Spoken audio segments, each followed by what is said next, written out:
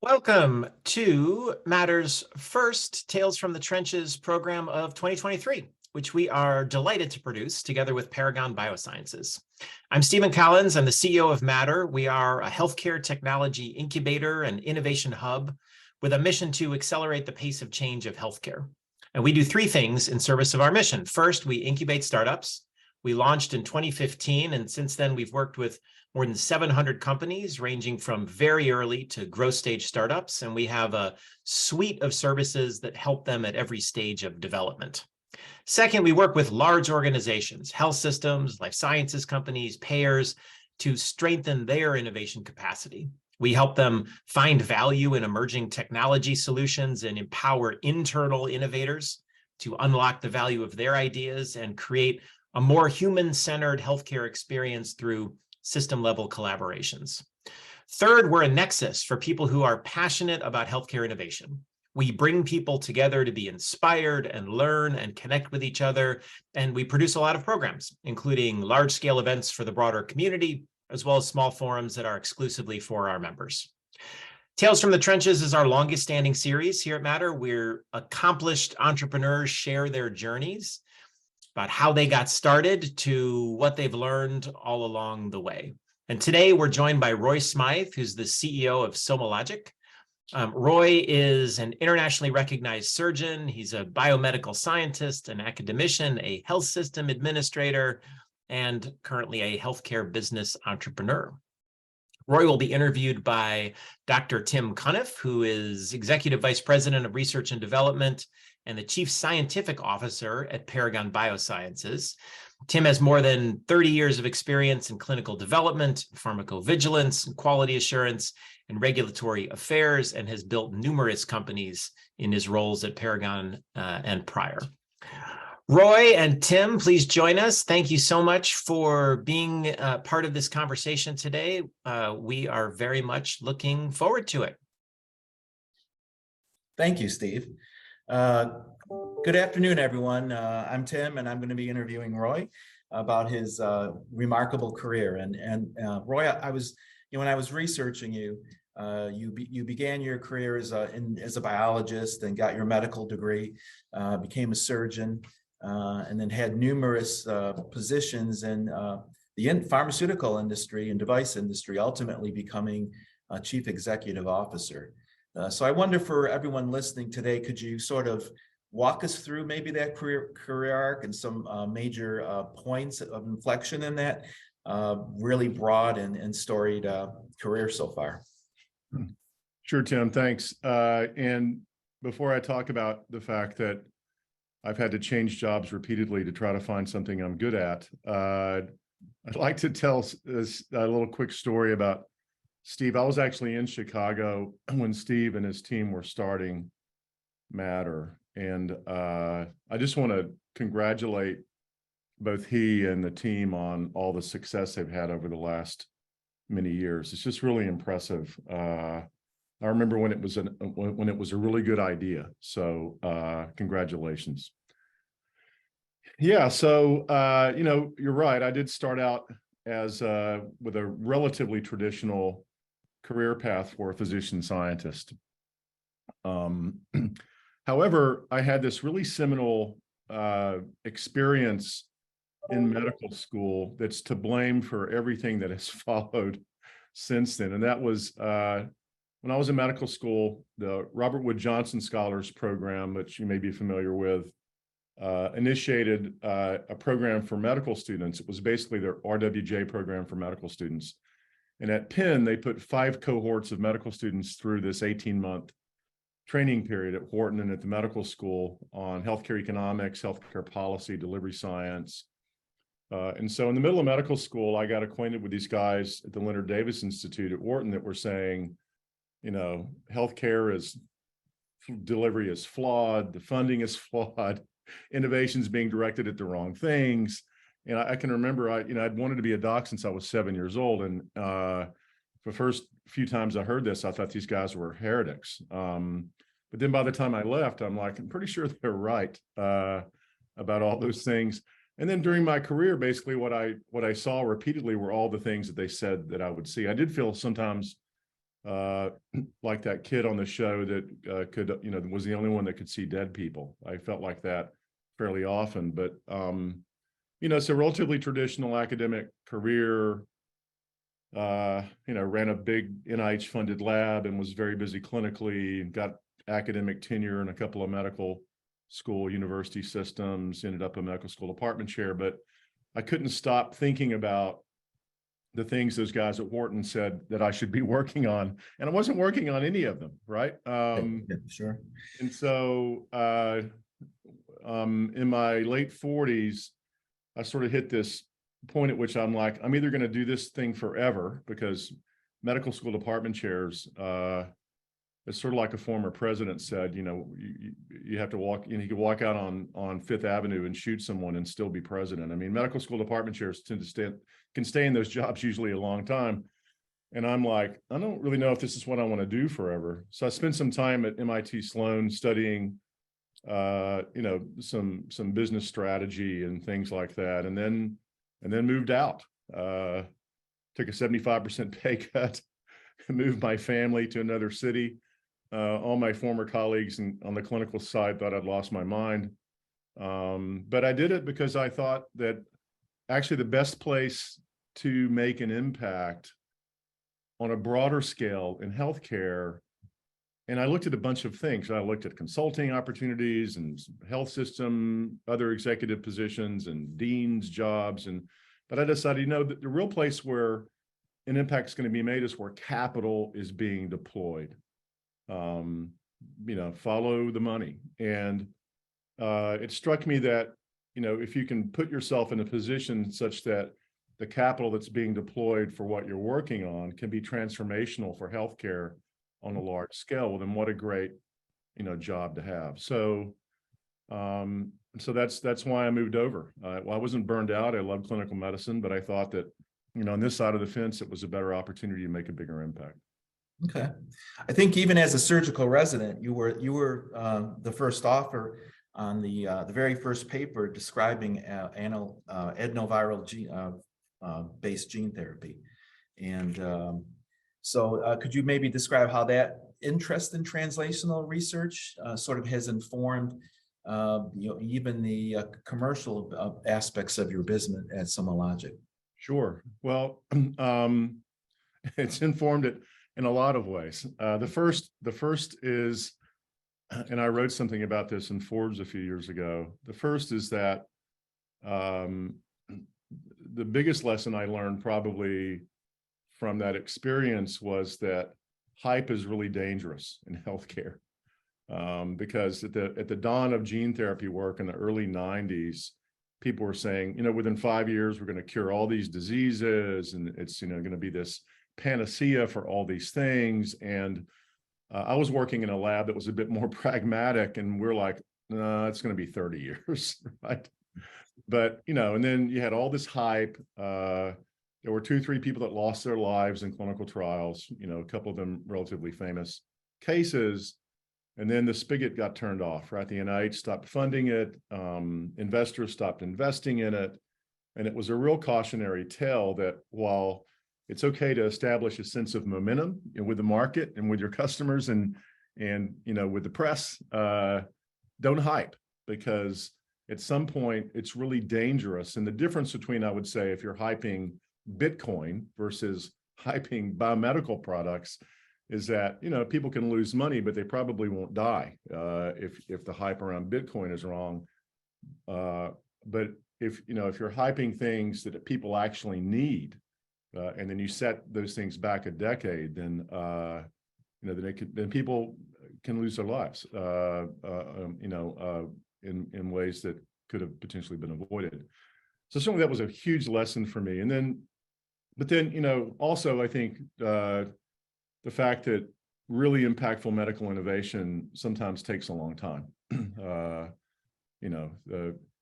This is actually one of the lessons that I talk to young entrepreneurs about, is that one of the worst things you can have is prescience, right? So the ability to know what's going to happen in the future sounds like a great thing, but the problem with most people in this business of, biomedical commercial activities is that when you, even though you can see, this is going to be inevitable. So for example, it was inevitable that at some point gene and cell therapy was going to be effective. And now we're beginning to see that 30 years later.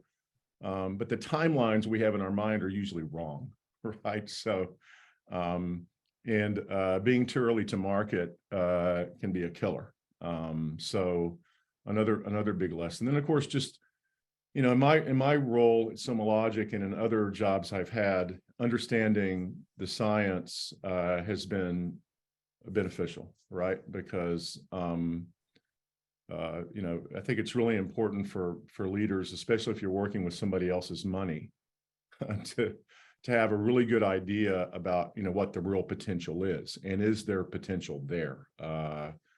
Because there's a lot of great ideas that seem at face value to be potentially impactful, but when you look at the science underneath them, you're like, oh, that's not going to work. So understanding science at that level has been helpful to me as well. Yeah, great. I do want to go back and touch about, I always find it fascinating when people make big transitions in their career. So like, when you were in a physician and a surgeon in academia, you were at the top of your game, right? Top doctors in America every year, I think since 2003. And then you had that itch to make a big career change. I know even on a smaller basis, when I pivoted from big pharma companies to like small biotechs, it was a really hard decision for me. And I was comfortable in my position. I was, my job was secure. I worked, then I was working for Pfizer, the largest drug company in the world. And all of a sudden I made a decision to go to I think 8-person company in biotech. So I'm always really interested in what was your thinking? Did you have a safety net? You had a wife and 4 kids. Describe sort of your thought process and what your backup plan was, and if you have any advice for people contemplating such a big career move. Yeah, well, I didn't really have a safety net, as it turns out. I didn't have a big war chest of money that I had accumulated over time. Academic physicians don't usually make a killing. So to me, it was less important to have a plan B than it was to be as prepared as possible for the new plan A. Yeah. So as I said, I spent time, I tell people that I didn't, and it's no disrespect, I know him, he's a nice guy, but I tell people I didn't have the Ben Carson syndrome. I didn't think just because I was a smart doctor that I knew anything about business. I knew that healthcare wasn't a real business, right? I mean, people show up almost no matter what you do. And so I did spend time, in a business school, taking classes in areas where I knew I was deficient. And so to me, it was more about putting as much, capabilities into my tool set as possible so that I didn't have to think too much about a plan B. But, there's risk. I mean, right? I mean, that's one of the things that's really true about, frankly, both high stakes medical care. I was a thoracic surgeon who did complex thoracic cancer operations. If you're not willing to take risks, you and the patient agree to those risks, then people don't get better. And that's the same thing on the business side, right? If you're not willing to take risks, then it's never going to be a big deal. So I thought the risk was worth it. Great. Let's talk about your current business, SomaLogic. So I think the vision for SomaLogic is to use protein data to make human health and healthcare better in this country. How might that look like in your as you roll out that vision? Sure. Well, not just in this country, but around the world, we think. I was just having this conversation with somebody last night about the only thing we really share as human beings, really share. We don't share the same languages. We don't share the same religions. We don't wear the same clothes, but our biology is the same everywhere, as it turns out. It's the only thing that is that's global. So SomaLogic is the most powerful proteomics platform on the globe. And we really do two things.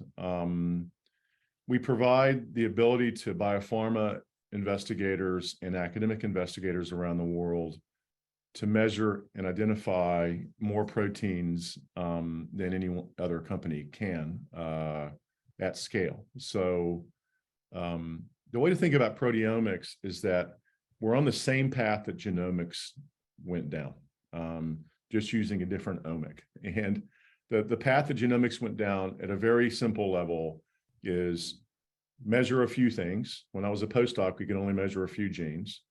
Then you found yourself at a point where you could measure many things, when we were on the way to a full genome sequence, and then to get to the point at which you can measure all things. And so proteomics is doing the same thing. We measure about half of the body's proteome, and that's 2.5 times more than anybody else in the world can, but we haven't been able to measure it all yet, shockingly.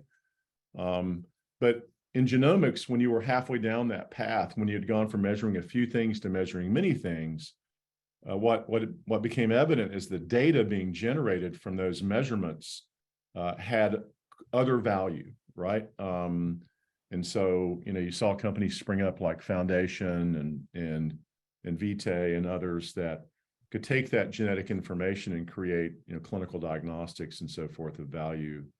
And so the same thing's happening in proteomics too.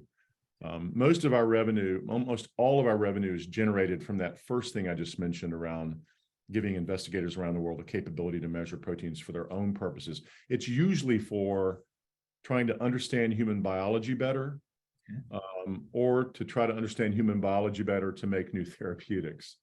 So almost all of our revenue comes from that. We call that our life sciences tools business. But we've also developed a new set of diagnostics, because we're the only company that's halfway down the path in generating enough data to do that.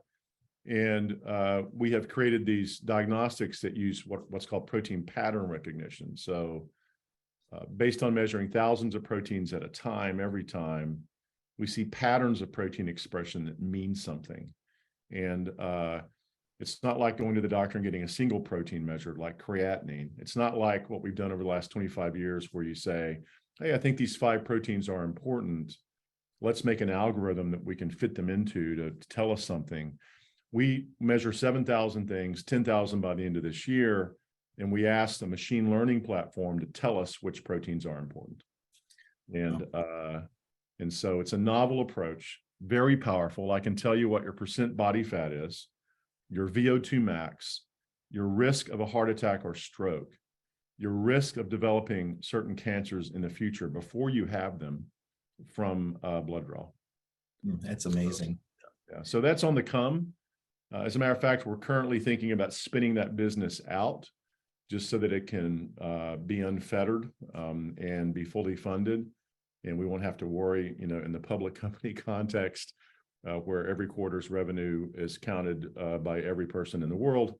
We can spin this potentially into a private format and fund it fully and keep it connected to the parent company. We're working on that project right now. Okay. Just to give folks a sense of how impressive that is, we have a protein engineering company in Lincoln Park here called Evozyme. So I was talking to some of the scientists there. They said there's about 20,000 proteins. So you guys mapping 10,000 now, it's about half of it. And that's an amazing number of, and how many years did it take to get to that point? 20. 20 okay. years. Yeah. And why is it important? It's important because human biology is highly networked, right? And we've learned this from genetics. We've seen this movie before, that actually measuring everything and then figuring out how genes work with other genes and genes work with proteins in networks is what we have to unravel. And proteins are a huge part of that. Proteins are what genes make. So it's actually 20,000 canonical structures, but then to make it more complex, proteins get modified. So we think actually the total number of unique proteins in the body generated from that 20,000 is probably somewhere around 1 million. So stay tuned. Hopefully it won't take another 20 years to get there. In addition to diagnostics, do you see a role for proteomics in disease management and or drug discovery? Yeah, so most of our customers now on the life sciences tool side use proteomics as a drug discovery tool. So more than 90% of drug targets are proteins. And so the ability to measure thousands of proteins from a clinical trial sample and to be able to say, this drug, manipulated the expression of this set of proteins and we saw this result. And maybe that gives us information about how to change the drug. Maybe we look at the proteins that it's hitting we don't want it to hit, off-target effects. So a lot of what our customers do, even those that are working to, in academic settings, just to understand human biology better, most of it's pointed eventually at developing better therapeutics and more therapeutics. It's having a role now, and it's going to have a bigger and bigger role. And then on the diagnostic side, around disease management, the thing that proteins give you that genes don't, and it's a crucial thing, is real-time information. So let's take that test I mentioned earlier that predicts your risk of a heart attack or stroke. That test actually fluctuates based on your risk. So if you go to see the doctor and you've got a higher risk than you thought you had, and he starts a new medication, or you lose 30 pounds, you can repeat that test and see if your biologic risk has decreased. And so this pattern recognition protein diagnostics platform over time, that can give you real-time information about where your risk is and whether or not therapeutics are working, will have I think, a huge role in disease management in the future. Great. Proteomics is also driving the trend towards more effective disease management, individualized, personalized medicine. So I wanted to get your thoughts as a physician. How do you view that? The patients taking more of an active role in their healthcare, their interactions with an informed intermediate. So maybe your thoughts about how that it will develop over time. I think that's the that's the biggest opportunity, actually. What I always tell people that there's a huge difference. So when I was a clinician, let's say I didn't treat breast cancer, but I was a surgical oncologist, so I would talk to my female patients, to make sure that they were getting breast screening and so forth. And so I had these conversations a lot. And so the average female patient walk into my office, sit down, and let's say she wasn't a smoker, she wasn't obese, she had no family history, she wasn't a heavy drinker.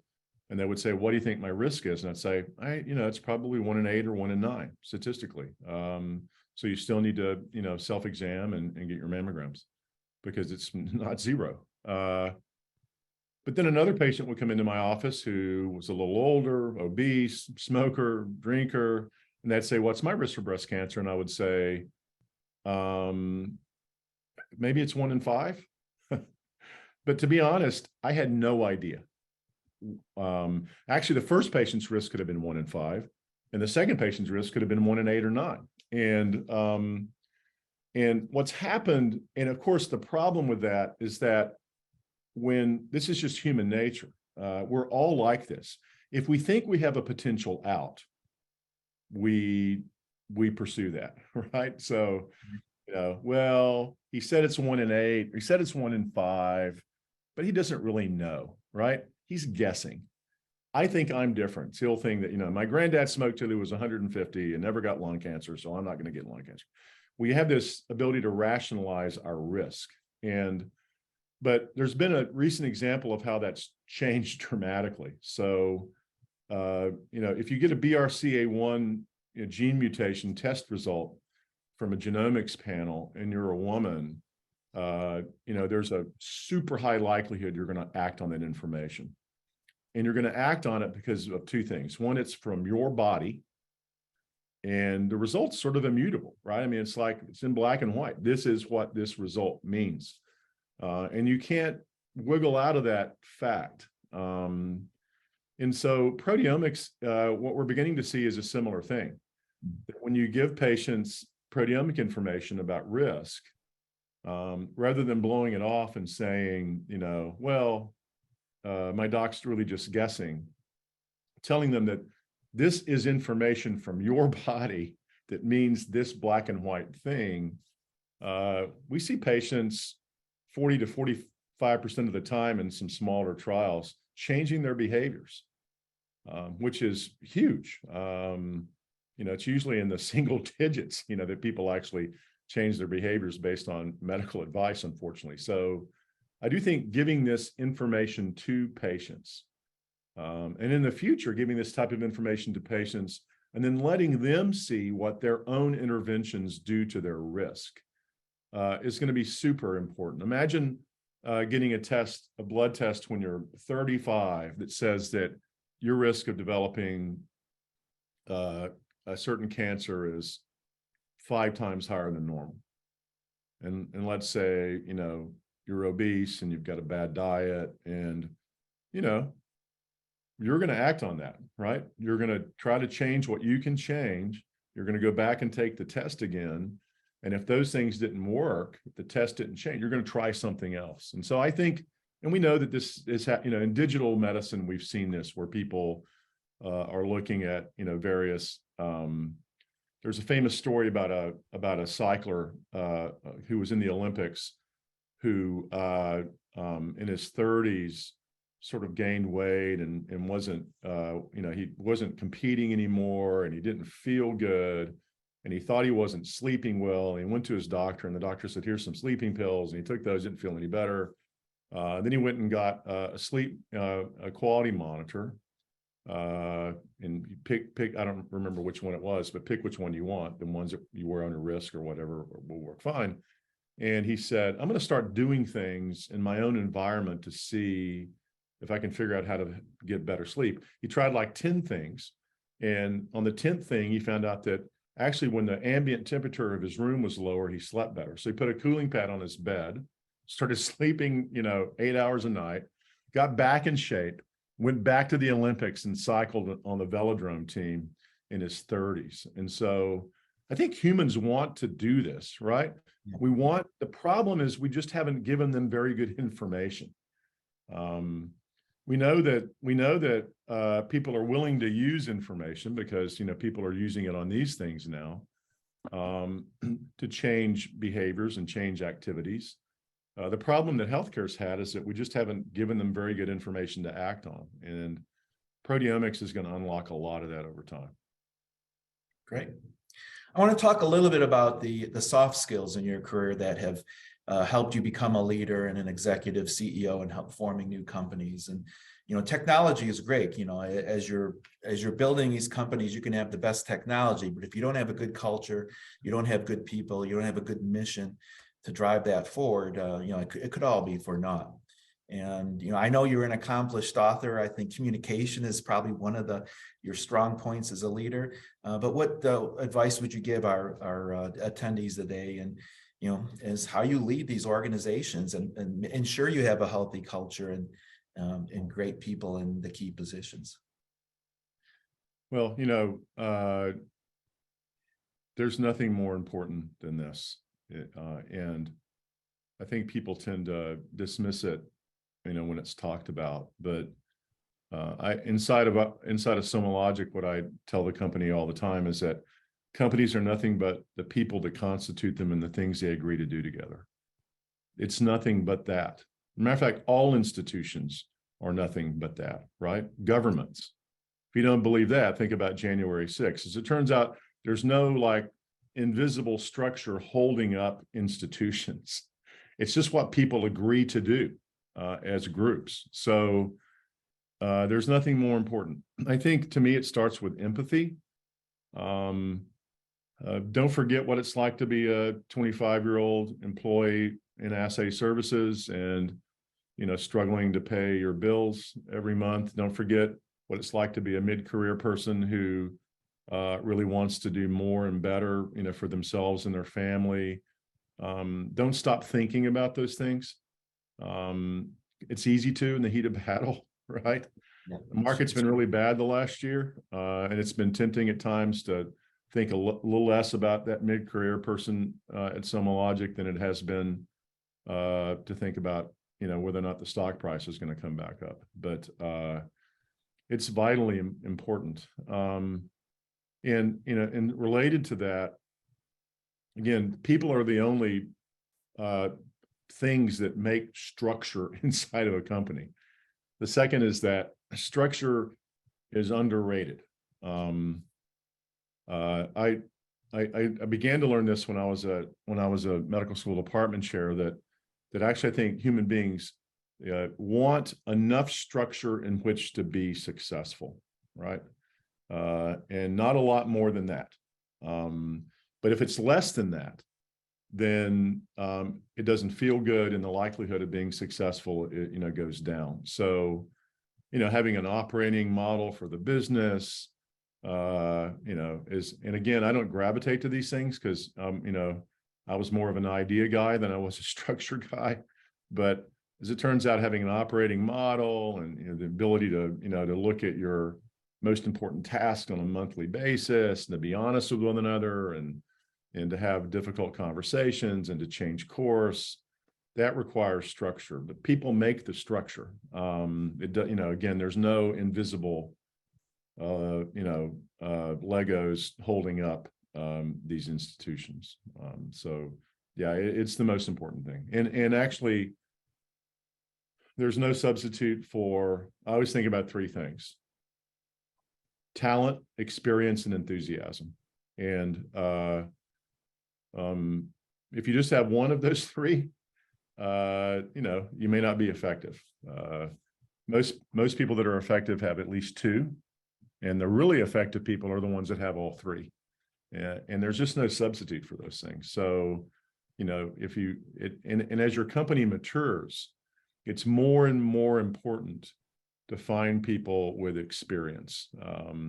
If you're a startup, it's okay, to have people that are all multitasking.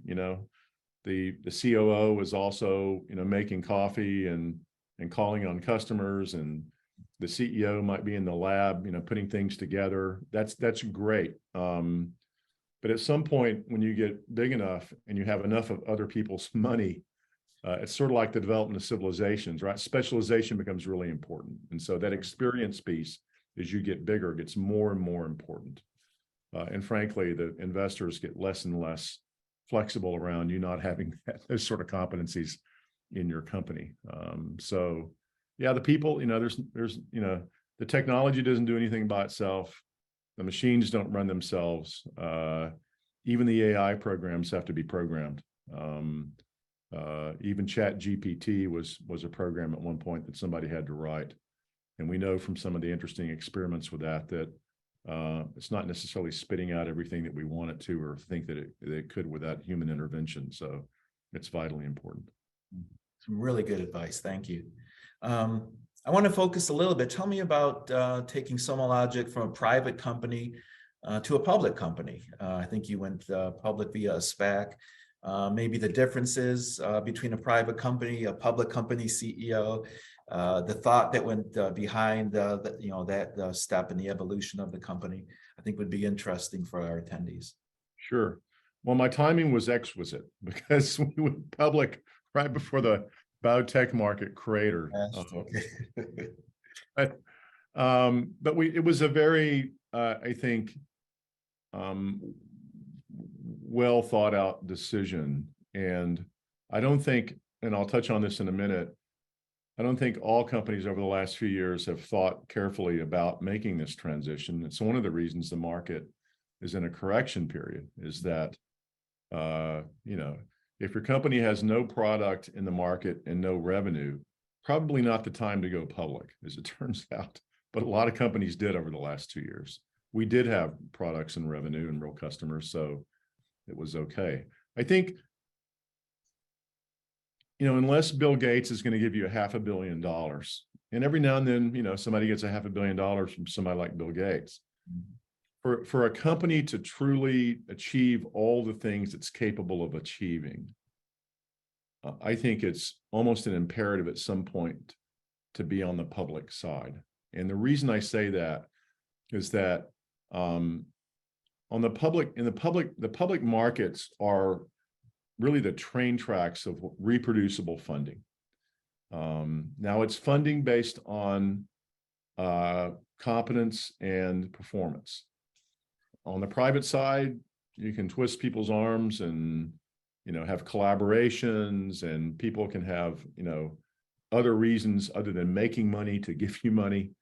But on the public side, it's all about performance. But the beauty of the public markets, if you do well, then you can be funded in perpetuity, and you can get the company to a point at which it's really making its largest impact. And that's what we thought at SomaLogic. We thought, we hadn't exhausted the private and strategic funding market, but we were sort of bumping up against this place where we really need two things. We need a fundamental valuation, right? Because you get to be a certain size and you really need the market to value you rather than yourself or your founder.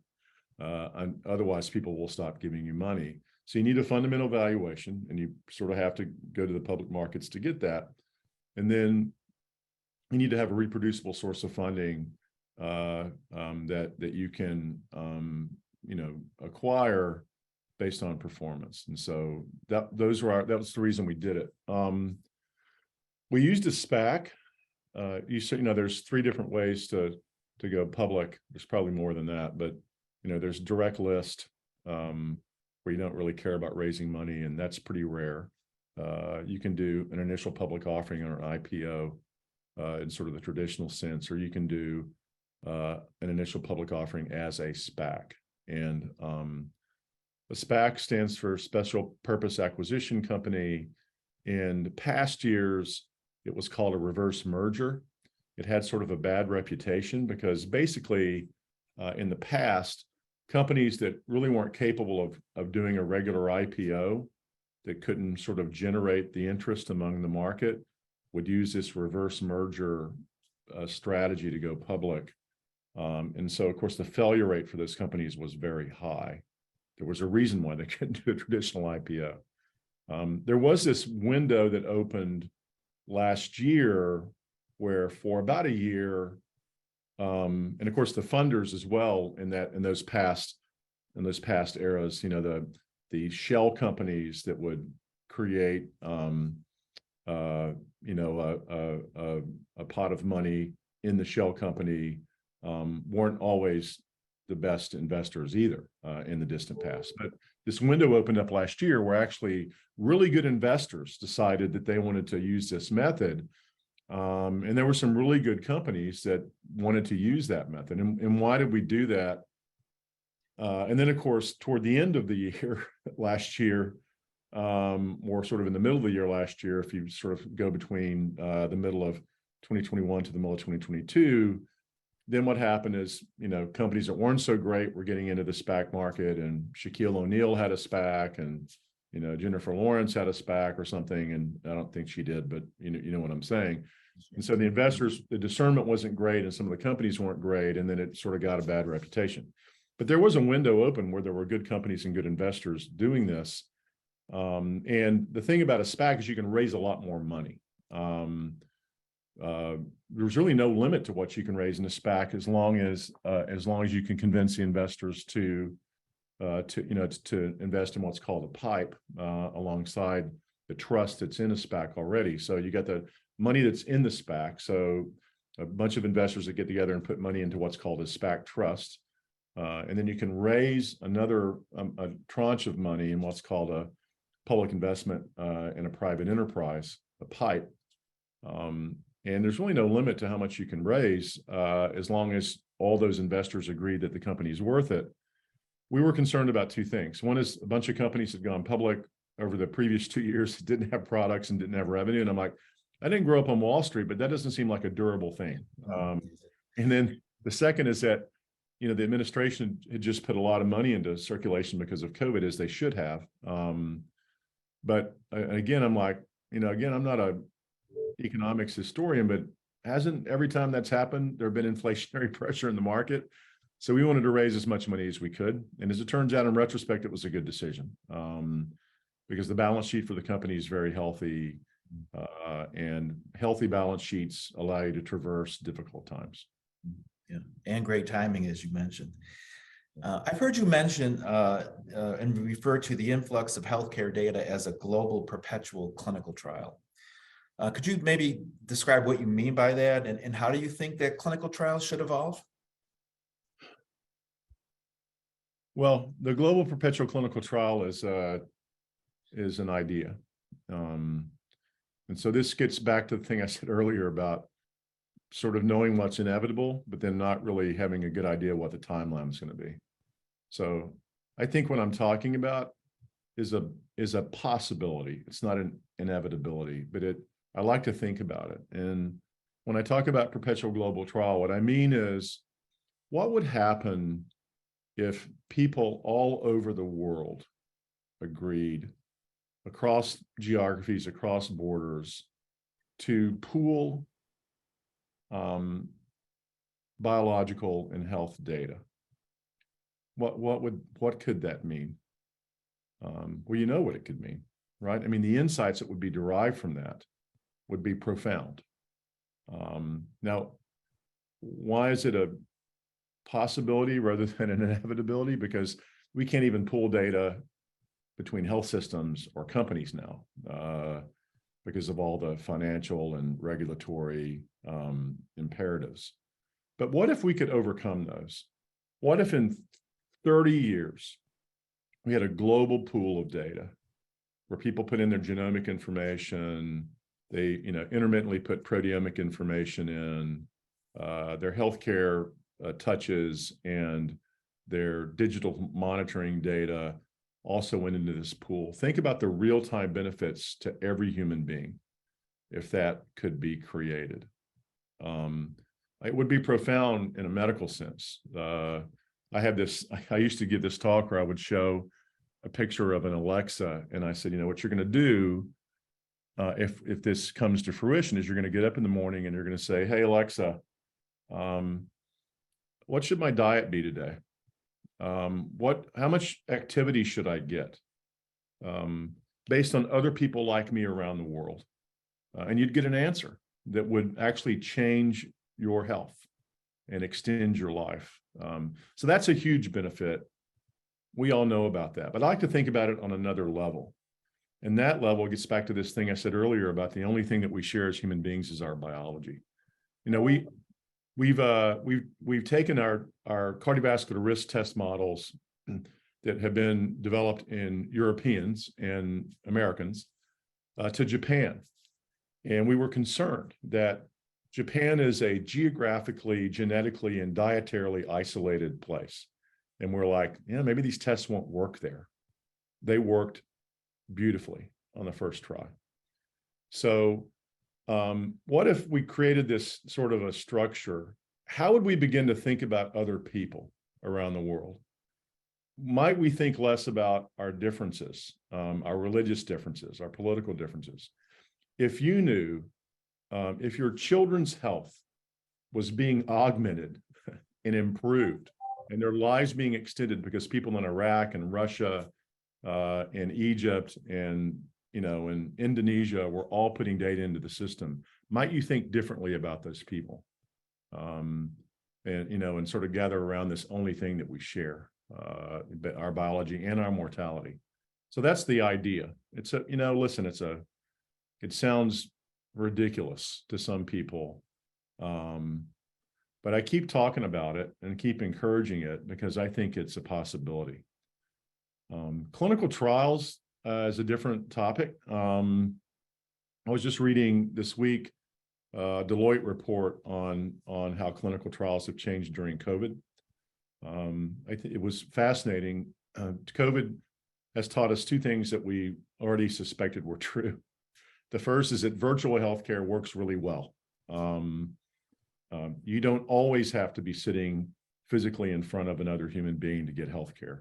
It can be helpful, and in certain contexts, it can be essential, but there's a lot of care that can be delivered in this method that we're using right now.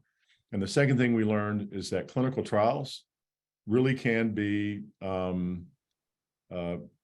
promoted and executed in a remote fashion, letting people enter their own data, having these sorts of visits, having people wearing and monitoring things themselves. Human beings are really capable.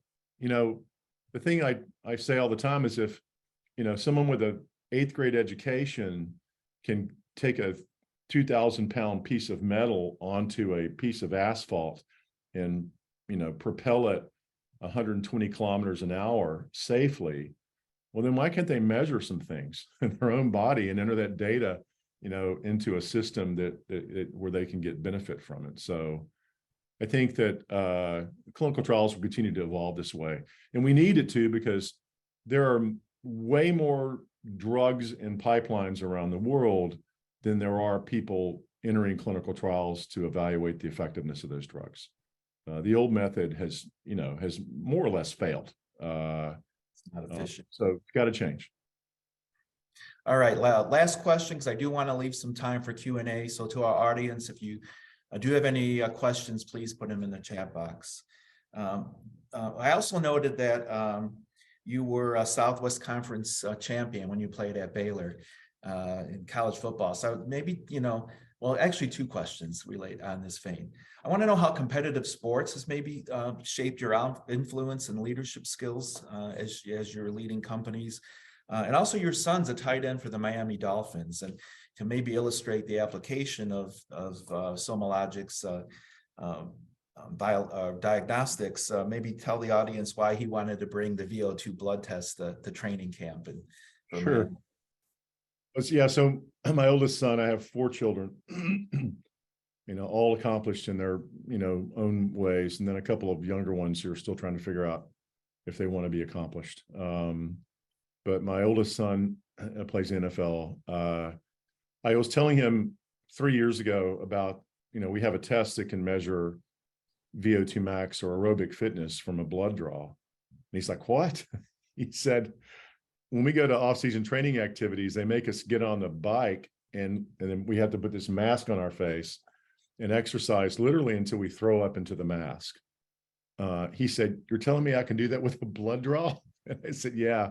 He goes, I don't care how much it costs. I'll pay for it. He goes, and all my teammates will pay for it too. So, they don't have it yet, but we're on the cusp of offering that to people like my son. Great.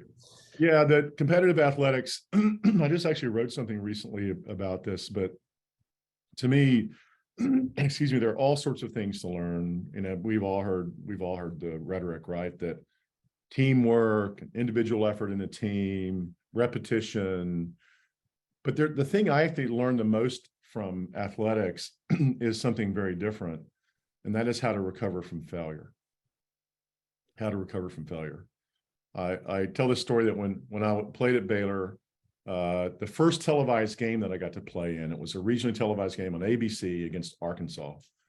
And Lou Holtz was the Arkansas coach. I can still see him screaming at me from the sideline on the other side. And we beat him 43-7 or something. But in the first, we went down our first drive, we're going down the field, and they had this skinny freshman kid that on the scouting report, he's like a freshman defensive lineman. I'm like, who cares? He's some freshman kid. He weighs 210 pounds. No, he turned out to be a guy named Billy Ray Smith. It was an all-pro in the NFL 12 years in a row or something. So we drive down, we were run blocking and pushing me off the ball because he was skinny and not very strong. And then we decided to throw our first pass on like the 20-yard line. And I just remember this flash of white and red going past me. And I lunged and didn't touch anything. And my face mask literally hit the AstroTurf, and I hear the crowd go roar. And I look back over my shoulder, and he's laying on top of our quarterback. My friends told me that they showed it on ABC 4 times. They kept showing it over and over again. And in that, I remember that moment, right? I remember that moment thinking that maybe I should fake an injury and just get carried off the field. But I didn't, because 35 seconds later, there was another play. And then 35 seconds after that, there was another play. What I learned from athletics is that you fail all the time, right? I mean, even Tom Brady throws bad passes. And in surgery, we would have failures as well. We would make mistakes on occasion, or the disease was just bigger than us, even if we made no mistakes, such that, the patients and I, didn't get the result we wanted. But you had to go back to clinic the next day because there were people, wanting to be seen and needing to be seen, and that depended on you. So listen, in commercial life, you fail all the time, right? You lose a deal, you make a bad pitch, you lose a customer, but you don't fake an injury.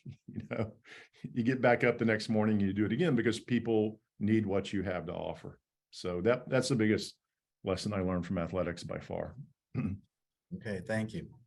So we do have a few questions from the audience. So let me get to those. One of our attendees says she has a daughter in high school. She's interested in biology, chemistry, and neuroscience. Do you have any predictions about the career opportunities that will be the most exciting and offer the highest growth for these kids in the next 10, 20 years? Well, the first thing I'm fond of saying is that I am envious of your daughter. I'm envious of people that are entering this field now, because during their lifetimes, problems that we have struggled with for 500 years in organized medicine are going to be solved. So first of all, encourage the interest, because it's going to be a really exciting time over the next 25, 30, 40 years. More exciting than it ever has been in medicine, in biology, and in life sciences. So, and I don't think I think there'll be opportunities across the spectrum of things. Neuroscience is definitely probably has the largest open vista. We know less about the brain than we do about the gallbladder. And a lot more will be known over the next 30 or 40 years. So if she's interested in neuroscience, I would say that's going to be a very exciting thing for her life time, and that she'll have the opportunity to be involved in or to make impacts in ways that we have struggled with for a long time. Yeah, certainly, I agree. We have another question about what do you think the role of digital twins is going to be in the healthcare field? That's a great question. I think it will be the ability to, and this is another way to make clinical trials more efficient, right? The ability to understand in silico what's going to happen and not actually have to always perturb actual human biology in real time will have huge benefits. I think it'll be a long time before we can do things completely in silico. And the reason I say that is that I think our understanding of biology is infantile. I mean, listen, we're only measuring half of the canonical proteome. How much can we really know about human biology if we can't even measure and identify half of the basic proteins yet? Think about all the things we still don't know about genetics. The genetic, when I was in medical school, we thought 98% of the DNA was junk DNA. It never really made sense to me. I'm like, I don't think evolution is that messy. And now we know that 98% regulates the 2% that's coding for the things that we need. So I do think the ability to use in silico methods to replace actual, giving things to humans and monitoring humans will be increasingly important over time. I just think it's going to be a long time before it approximates that, because we don't know very much. Yeah. All right. So I've been told we got time for one more question. And one is, have you started to use Chat GPT? That's a great question. So we have experimented with that a little bit. What we're interested in currently when we make diagnostics, so if I want to make a diagnostic, let's say I want to make a diagnostic using protein pattern recognition that predicts exacerbations of asthma. So a pattern that a couple of weeks before an asthma exacerbation would maybe make you get treated beforehand and not have to end up in the emergency room. So we have to take samples from 5,000, 10,000 people with asthma, people with an exacerbation, people without an exacerbation. We have to plow through machine learning models to find one that correlates the protein pattern expression with risk and level of risk. It's laborious. it can take us a few months. So we're interested in knowing if self-learning computing platforms can do that much more quickly from much fewer pieces of information. Could we give a chat GPT self-learning type platform data from 100 patients? And could it extrapolate from all the other things that it knows to get us a result in a day? The answer is not yet, but we have experimented with that some for sure. Okay, so I think that's all we have time for. There's a few questions we didn't get to. I'm sorry. There was also a comment, Roy, about an admirer of your communication skills and a longtime reader of your publications. So just wanted to pass that along too. People are actually reading that stuff? Apparently. Much to admire. Thanks to both of you, Roy and Tim, for that discussion. Really fascinating. Thanks to all of you for joining. If you enjoyed our program today, you might want to tune into the next month for our next Tales from the Trenches program featuring Shar Martin, who's the CEO of Cordis. That's on February 21st. You can learn more about that program on our website, matter.health/events, as well as the other programs that we have coming up. Thanks to all of you, and I hope that you enjoy the rest of your day.